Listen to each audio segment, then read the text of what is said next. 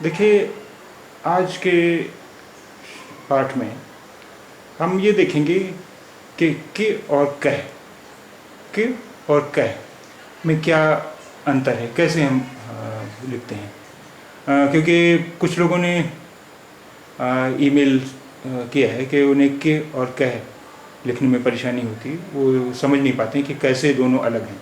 तो देखिए, जिसे हम हिंदी में की कहते हैं उसे उर्दू में के लिखते हैं, के। इसलिए इसके जो अक्षर हैं के में, वो काफ और हे हैं। के, काफ जेर और हे, ये गोल है के।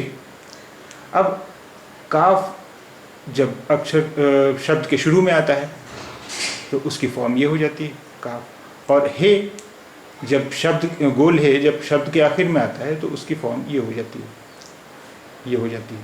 ठीक, अब ये दोनों काफ और हे ये मिल गए, ये हो गया के। अच्छा, अब ये देखिए कि जिसे हम कह कहते हैं, कह, वो उर्दू में ये कह, वो उर्दू में हम कह लिखते हैं, कह। हालांकि बोलते कह ही हैं लेकिन लिखते हैं, अब हो सकता है शुरू में कुछ और इसका उच्चारण रहा हो, लेकिन अब कह ही कहते हैं, लेकिन अब लिखते हैं हम उसे कह। तो इस तरह इसमें दो हे हैं। देखिए, एक तो ये हा हो गया और एक ये हा हो गया। तो अब इसमें कह में दो हे हो गए, काफ प्लस हे। अच्छा देखिए, काफ जब शब्द के शुरू में आता है, जैसा कि आपको ऊपर बताया जा चुका है, उसकी शक्ल ये हो जाती है।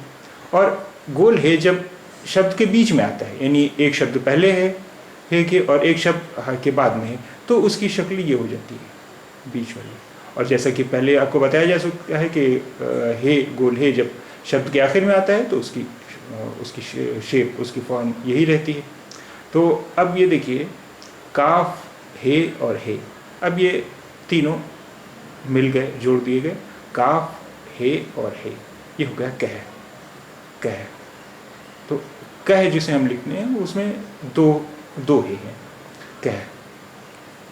अच्छा, अब देखिए, एक और हम शब्द ले लेते हैं, कहा।